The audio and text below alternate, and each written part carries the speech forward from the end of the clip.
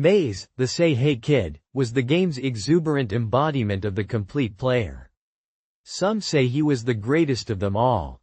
Willie Mays, the spirited center fielder whose brilliance at the plate, in the field and on the base paths for the Giants led many to call him the greatest all-around player in baseball history, died on Tuesday in Palo Alto, California. He was 93. Larry Baer, the president and chief executive of the Giants, said Mays, the oldest living member of the Baseball Hall of Fame, died in an assisted living facility. Mays compiled extraordinary statistics in 22 National League seasons with the Giants in New York and San Francisco and a brief return to New York with the Mets, preceded by a 1948 stint in the Negro Leagues. He hit 660 career home runs and had 3,293 hits and a .301 career batting average. But he did more than personify the complete ballplayer. An exuberant style of play and an effervescent personality made Mays one of the game's, and America's, most charismatic figures. A name that even people far afield from the baseball world recognized instantly as a national treasure. Charles M. Schulz was such a fan that Mays often came up by name in Schulz's Peanuts comic strip. Asked to spell Mays in a spelling bee, Charlie Brown ventured M.A.Y.S.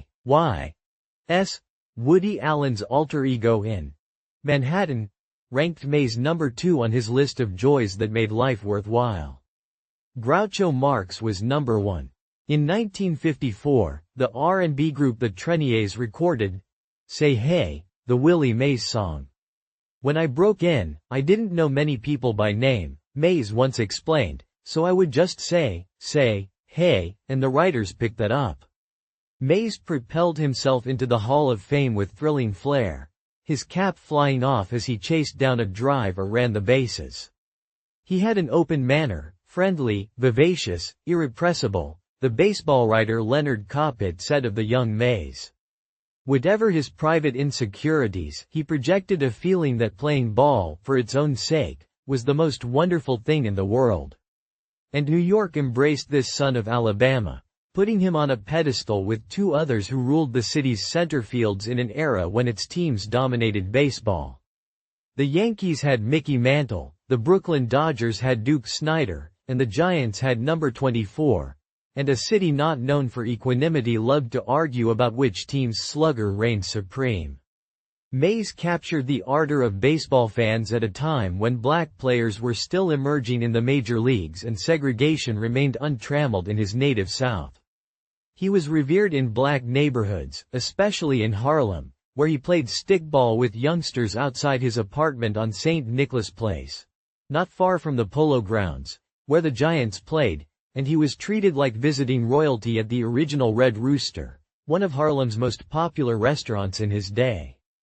President Barack Obama took Mays with him on his flight to the 2009 All-Star Game in St. Louis, telling him that if it hadn't been for the changes in attitude that African-American figures like Mays and Jackie Robinson fostered, I'm not sure that I would get elected to the White House. Mays and Yogi Berra, who was cited posthumously, were among 17 Americans whom Mr. Obama honored with the Presidential Medal of Freedom, the nation's highest civilian award, at a White House ceremony in November 2015. Power and speed. Mays played center field with daring and grace, his basket catches made at the hip, his throws embodying power and precision. His over-the-shoulder snare of a drive to deepest center field in the Polo Grounds during the 1954 World Series against the Cleveland Indians, now the Guardians, followed by a sensational throw to second base, is remembered simply as the catch. His frame seemed ordinary at first glance, 5 feet 11 inches and 180 pounds or so. But he had unusually large hands and outstanding peripheral vision that complemented his speed in running down balls. And he was all steel, his back exceptionally muscular. Branch Rickey, the executive who helped break the modern Major League's color barrier by signing Robinson to the Dodgers, evoked the young Mays in his book, The American Diamond, 1965. Recalling him, propelling the ball in one electric flash off the Polo Grounds scoreboard on the face of the upper deck in left field for a home run. "The ball got up there so fast, it was incredible," Rickey wrote. "Like a pistol shot, it would crash off the tin and fall to the grass below."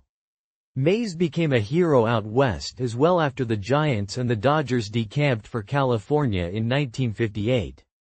Though he received a tepid reception from San Francisco fans at first, he flourished playing for them despite the high winds and cold nights at Candlestick Park.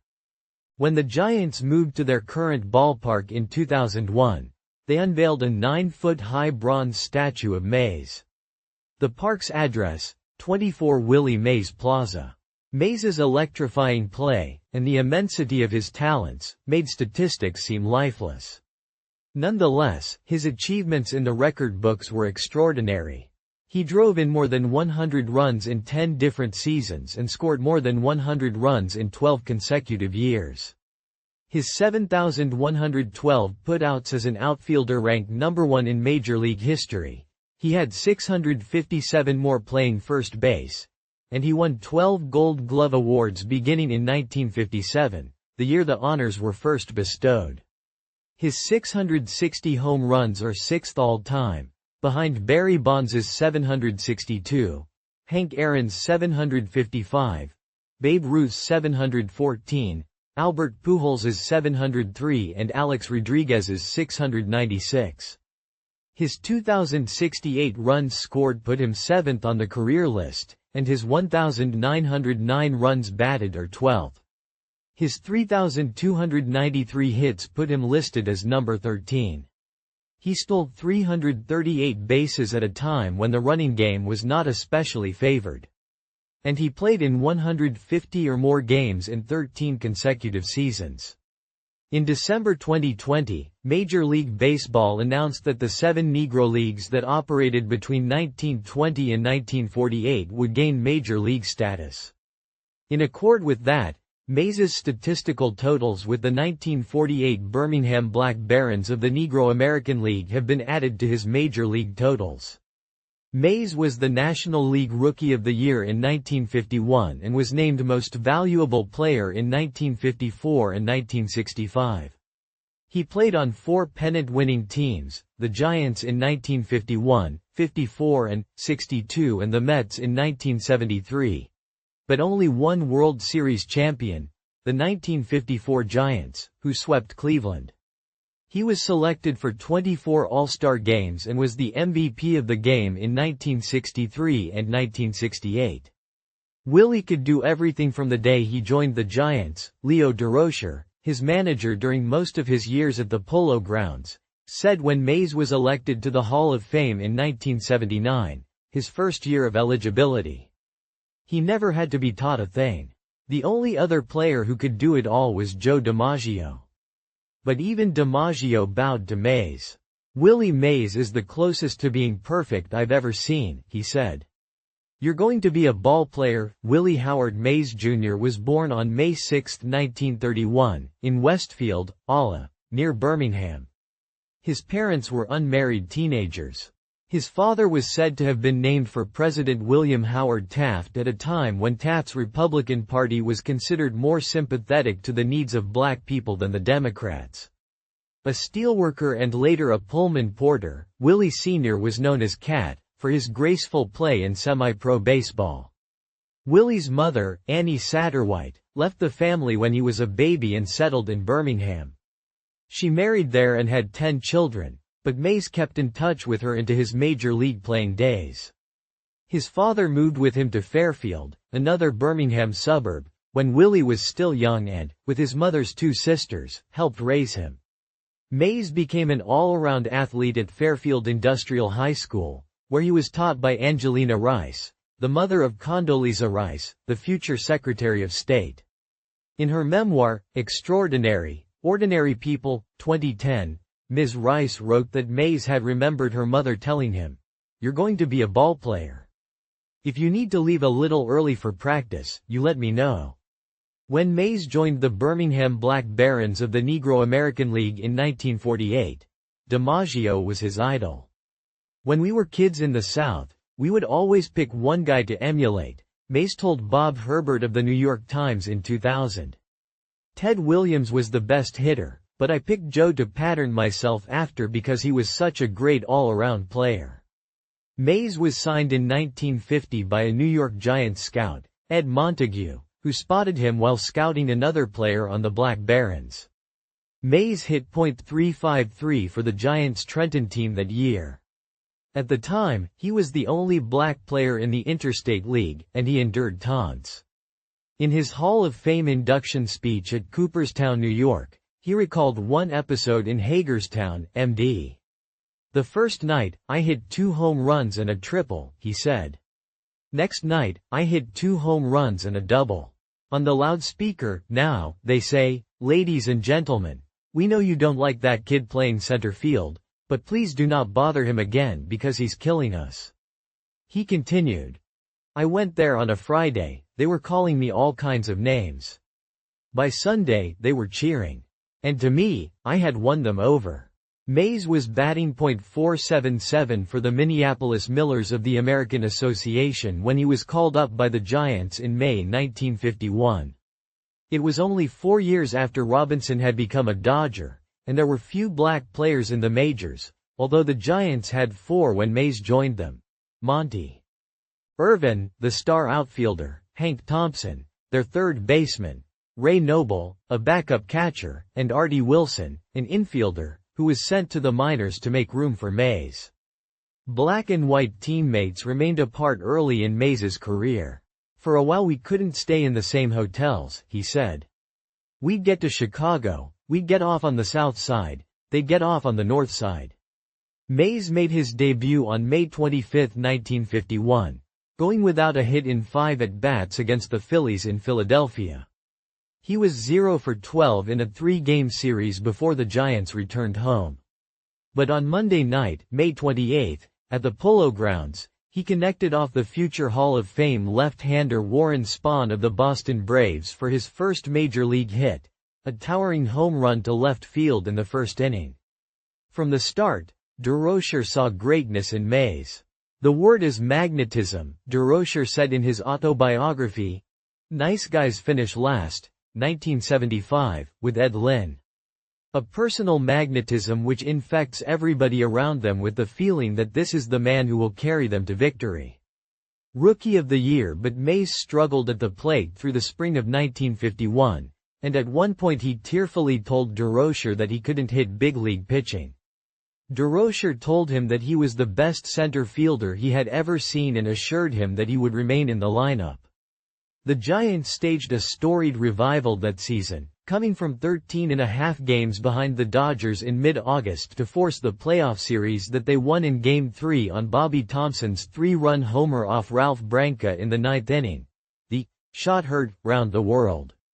Thompson's drive at the Polo Grounds came with runners on second and third and 1 out. When he connected, Mays was in the on-deck circle. When the Giants faced the Yankees in the World Series, DiMaggio was playing center field for the last time, and Mantle, Mays's fellow rookie, was in right field.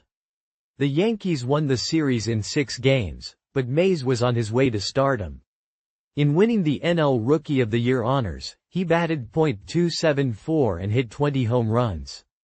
After playing in 34 games in the 1952 season, Mays entered the Army and played baseball at Fort Eustis, VA.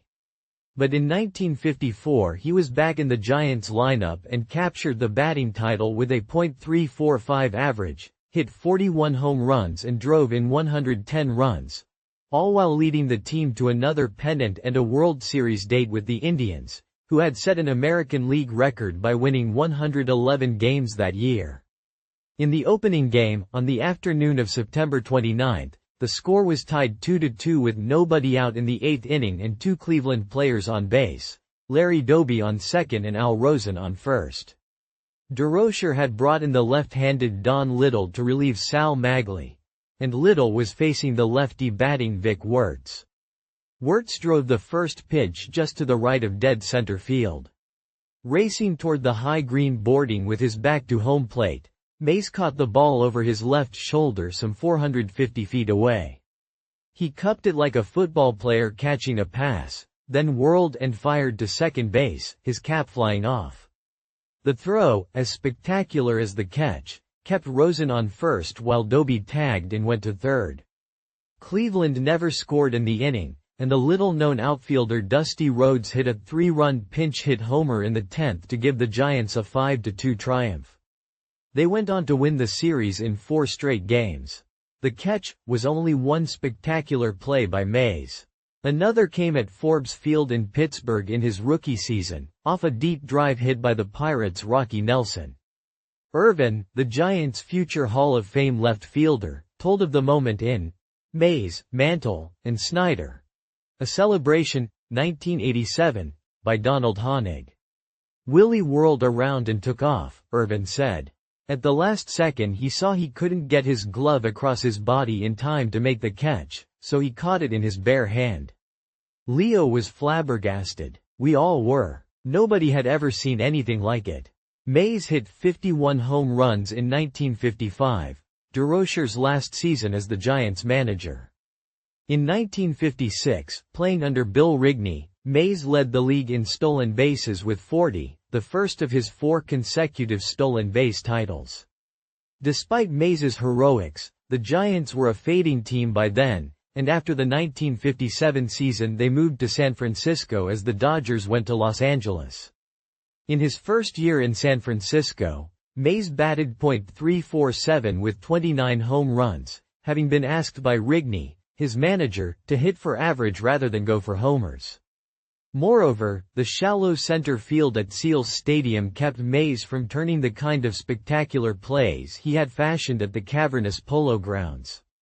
Giants fans voted Orlando Cepeda, the slugging rookie first baseman, the team's most valuable player. A black family moved in. Mays even had trouble purchasing a home in a fashionable San Francisco neighborhood, when neighbors complained that property values would decline if a black family moved in. The San Francisco Chronicle ran a front-page article on the issue, and Mayor George Christopher offered to let Mays and his wife live at his home temporarily if they continued to be rebuffed. With the city facing embarrassment, the owner of the home finally went ahead with the deal. After 2 years at Seals Stadium, the Giants moved to the newly built and ever-windy Candlestick Park. Mays found that he had to spread hot oil on his body to combat the wind chill. Those winds kept many a drive in the park.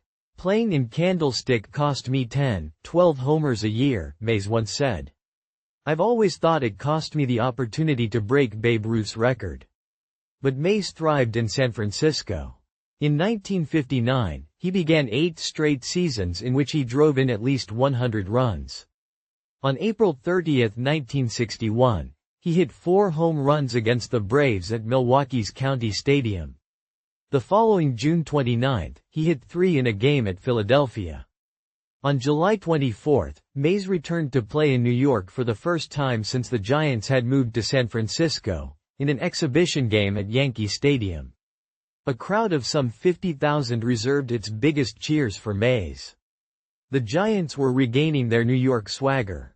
In 1962, with Mays slugging 49 home runs, they won the pennant in a 3-game playoff against the Dodgers, then lost to the Yankees in 7 games in the World Series.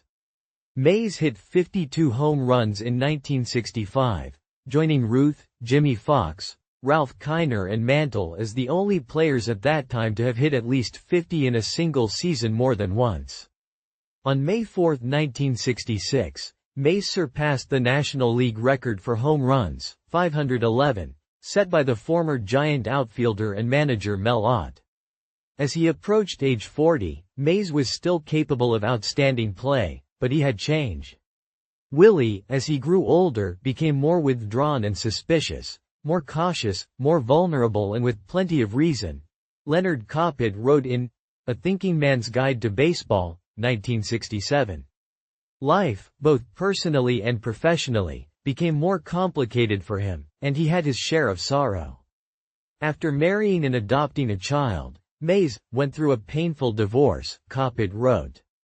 On May 11, 1972, with the Giants' attendance in decline, Horace Stoneham, the team's longtime owner, wanting to provide Mays with long-time financial security, sent him to the Mets in a trade for a minor league pitcher, Charlie Williams.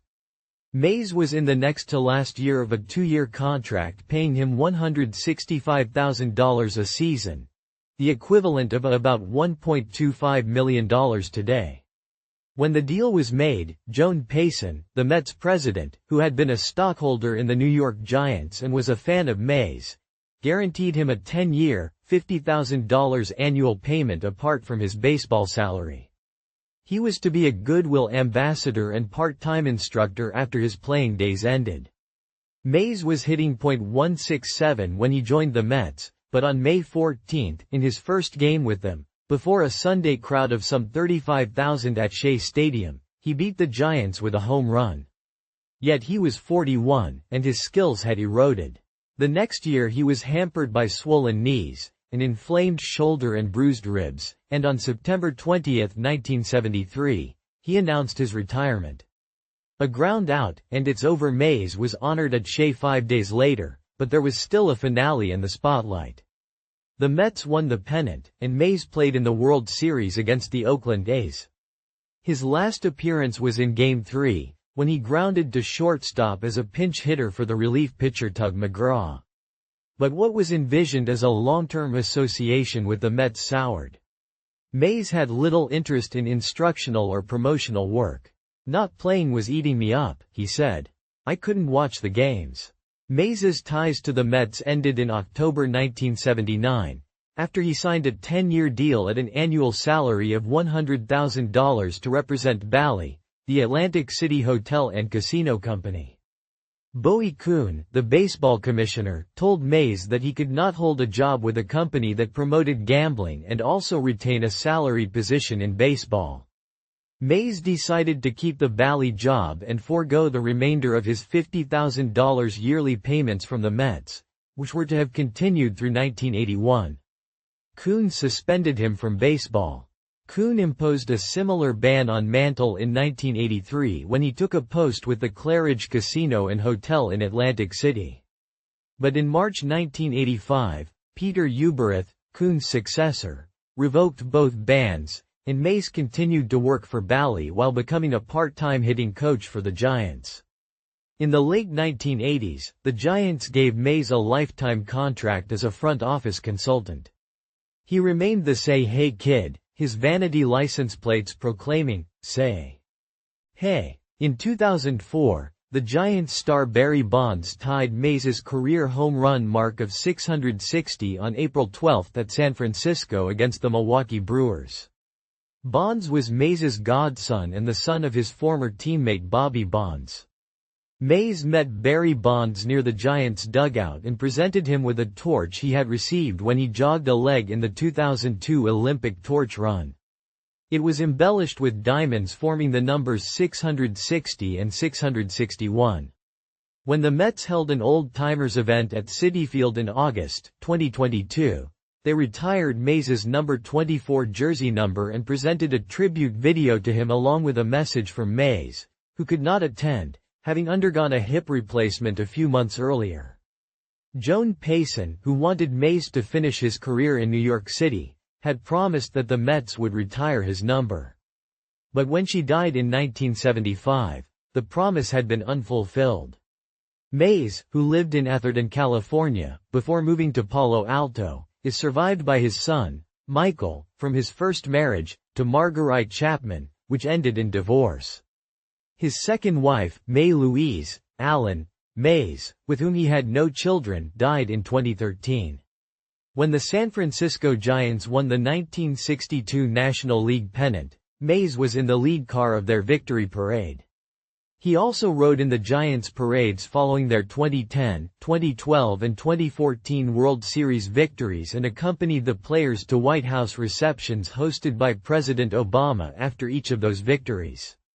At his death, he was listed by the Giants as a special assistant to the president and chief executive.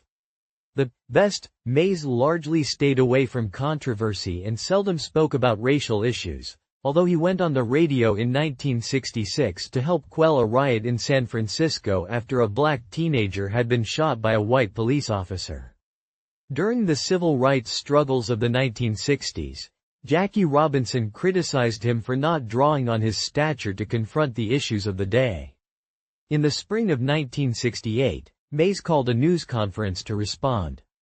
"People do things in different ways," he was quoted as saying by James S. Hirsch in Willie Mays, The Life, the Legend, 2010. "I can't, for instance, go out and picket. I can't stand on a soapbox and preach. I believe understanding is the important thing. In my talks to kids, I've tried to get that message across. It makes no difference whether you are black or white because we are all God's children fighting for the same cause." Mays evoked the image of a natural, a superb athlete who needed to do little to hone his skills. But that was not the case.